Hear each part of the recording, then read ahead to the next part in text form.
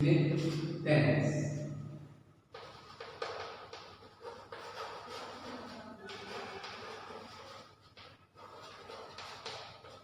ये जो है आपको इस लेसन में दिया हुआ है, जो कि उस दिन मैंने, आप जानते हैं कि मैं आपको फिलिंग द ब्लैंक्स में करवा दिया हूँ, लेकिन मैं आज इसको बिल्कुल कॉन्सेप्ट क्लियर कर देता हूँ। क्या है उसमें दिया है? Simple present. Simple present means होता है प्रेजेंट इंडेफिनिट टेंस। सबसे पहले क्या होता है? प्रेजेंट इंडेफिनिट टेंस की पहचान क्या होती है? जिस वाक्य के क्रिया के अंत में क्या पूछा है? इसकी पहचान क्या होती है? क्या होती है? जिस वाक्य के क्रिया के अंत में ता है, ती है, दे है इत्यादि शब्द आए। क्रिया के अंत में, paying attention all of students, किसके अंत में बेटा? क्रिया के अंत में, ठीक है। ता है, ती है, दे है इत्यादि शब्द आए तो उसे प्रेजेंट इंडेफिनिट टेंस कहलाता है। कोई भी टेंस जो होता है बेटा, वो जो है 3 सेंटेंस जो है होता है, 3-4 सेंटेंस जो होता है। फर्स्ट नंबर पे जैसे मैं आप लिख रहे हैं, first number, A number,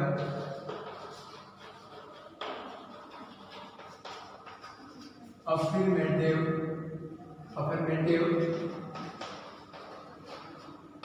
sentence.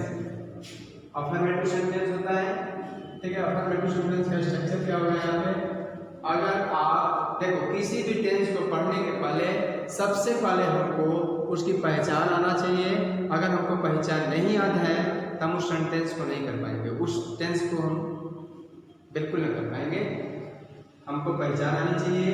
इसके बाद उसका जो है अफर्मेटिव का स्ट्रक्चर, नेगेटिव का स्ट्रक्चर, इंट्रोगेटिव का स्ट्रक्चर, इंट्रोगेटिव नेगेटिव का स्ट्रक्चर हमें याद होना चाहिए। तो क्या होगा यहाँ पे इसका स्ट्रक्चर है subject plus V1 oblique V5 plus object plus I. ये जो है इसका स्ट्रक्चर होता है। अब यहाँ पे इसके सम रूल्स हैं, ठीक है। सम और रूल्स क्या है? सम और रूल्स में आता है फर्स्ट नंबर पे V1 is always used with I, we, you, they, I, you, they, and with all of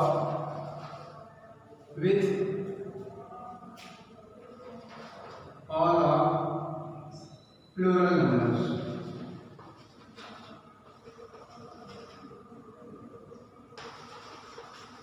ठीक है, लिखेंगे तो टाइम लगेगा बेटा, मैं जल्दी बताते जा रहा हूँ क्योंकि मैं आपको पढ़ाया हूँ, ठीक है। V1 is always used with I, we, you, they and with all the plural numbers। सारे जो है I, we, you, they के साथ हमेशा हम जो है V1 का यूज करते हैं, ठीक है। और प्लूरल नंबर के साथ भी हम V1 का यूज करते हैं। जैसे एग्जाम्पल में हम लिखते हैं, ठीक है। हाँ,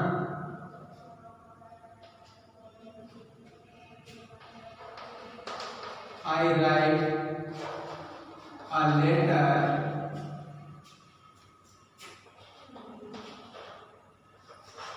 to your friend। मैं तुम्हारे मित्र को एक पत्र लिखता हूँ। क्या हुआ? लिखता हूँ। क्या बोला था मैं कि वर्ब के अंत में ता है, ती है, ते है अगर आता है तो वो कहलाता है सिंपल प्रेजेंट, ठीक है। उसी हिसाब से आपको भरना था। क्या होगा यहाँ पे? ये क्या है? ये आपका सब्जेक्ट हो गया, ये जो है मेन वर्ब हो गया, ये जो है ऑब्जेक्ट हो गया, ये जो है आपका, ये जो है रेस्ट ऑफ द सेंटेंस है, rest of the word.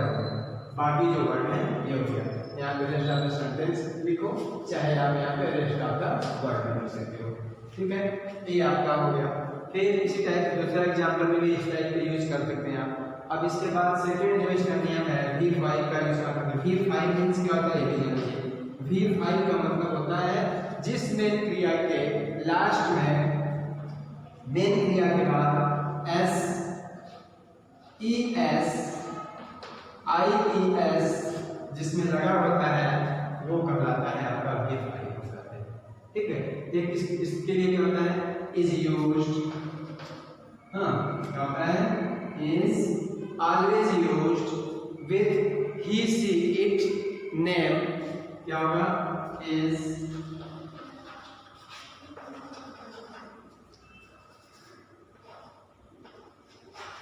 always used with he see it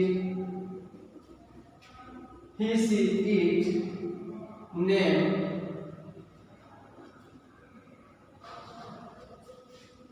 he see it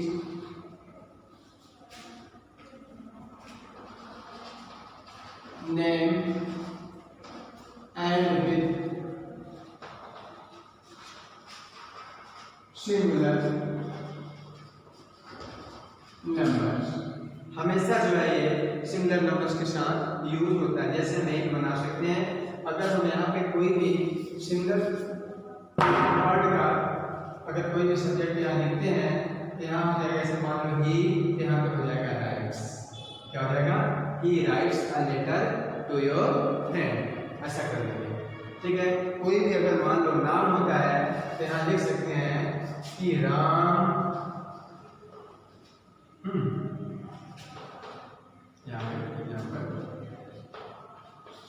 Ram writes a letter to your friend. So types of word comes under this type of.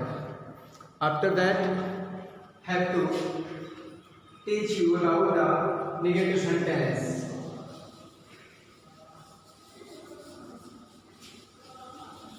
इसके बाद जो है बेटा ये आपका affirmative का structure है, स्ट्रक्चर जरूर ध्यान करना है, फिर आपको प्रॉब्लम जाएगी। बी नंबर पे आता है नेगेटिव सेंटेंस। नेगेटिव सेंटेंस के क्या होता है स्ट्रक्चर? नेगेटिव सेंटेंस का स्ट्रक्चर होता है subject plus do oblique does plus not plus V1 plus object plus RW। ठीक है, चलिए ऐसा हुआ। तो इसका जो नियम होता है क्या होता है? Do is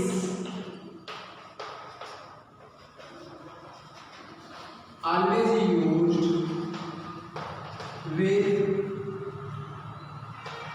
I, we, you, they and all singulars,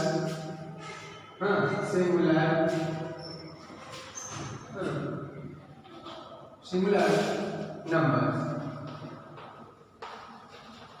ये जो है singular plural, all plural numbers. Do का जो यूज होता है आई, वी, यू, दे, और सभी जो है प्लूरल नंबर्स के साथ हम डू का यूज करते हैं। जैसे एग्जांपल, जैसे देखिए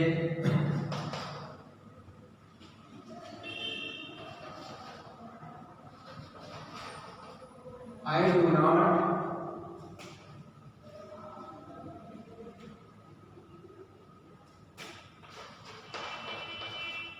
like, I do not like it। आई के साथ क्या लगा?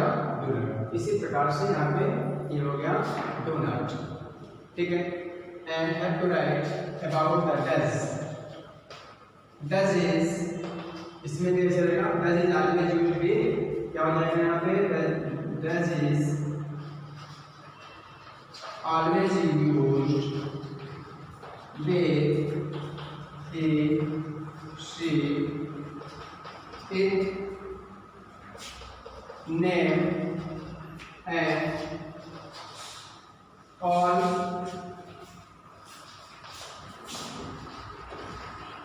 Singular numbers.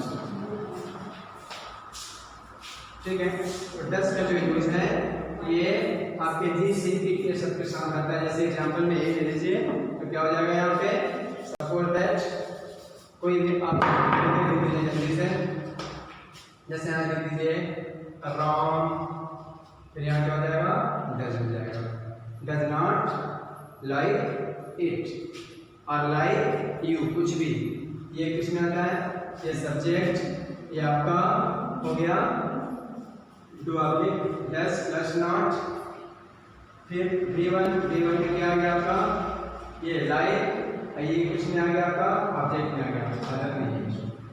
इसके बाद सेकंड नंबर पे मैं आपको बताता हूँ इंट्रोगेटिव सेंटेंस।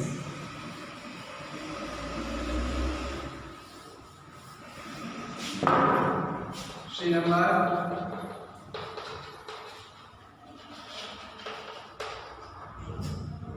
इंट्रोगेटिव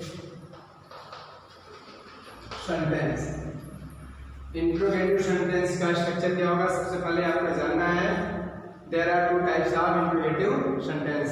एक जो है आपका बिगिनिंग जो होती है एक्सिलरी वर्ब से स्टार्ट होती है, लिंकिंग वर्ब से स्टार्ट होती है, और एक जो होता है, अच्छा एक जो होता है, ठीक है ना, तो आपको यहाँ पर हम लिख सकते हैं, जैसे ये इसका भी हम क्या है, यहाँ हम लिखेंगे एक क्वेश्चन वर्ड से स्टार्ट होता है, तो हमेशा हमें किससे स्टार्ट करना है, क्वेश्चन वर्ड, यहाँ लिखेंगे question word plus do does plus subject plus V1 plus object plus जैसे एग्जाम्पल में क्या लिखेंगे, सपोज दैट आपको बोला था कि जिस वाक्य की क्रिया के अंत में ता है, ती है, ते है, ऐसा शब्द बोलिए जो कि, तो आप इसी को जो एग्जाम्पल लिखना था लिख सकते हैं, जैसे when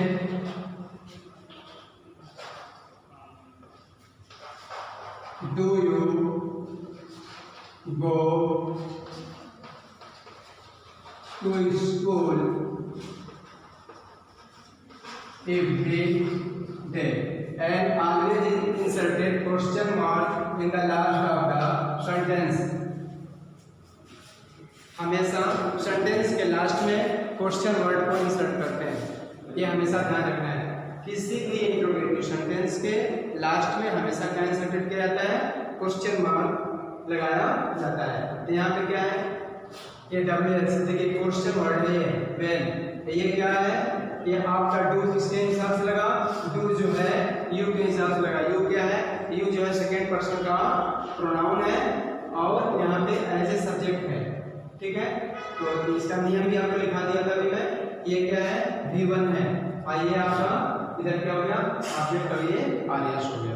इसके बाद फिर हम एक और बता रहे हैं कि और ये क्या होता है, एक जो है क्वेश्चन वर्ड नहीं रहता है, और क्या रहता है आपका एक्सिलरी वर्ब लिंकिंग वर्ब से स्टार्ट होता है। तो कैसे होगा, जैसे क्या तुम स्कूल प्रतिदिन जाते हो, अगर इसी को बताया जाए तो क्या हो जाएगा, डू यू, यहाँ से स्टार्ट करेंगे, do you go to school every day. ये दो प्रकार के सेंटेंस हो गए, एक जो है क्वेश्चन वर्ड से स्टार्ट होता है और एक जो है एक्सिलरी वर्ब से स्टार्ट होता है, ठीक है बेटा। तो ये जो है आपका हो गया ये सिंपल प्रेजेंट, यही तो आपके कोर्स में दिया था लास्ट में, आज हमने इसको पढ़ा दिया। अब नेक्स्ट टाइम पे आपको कंटिन्यूअस का बता देंगे, ठीक है।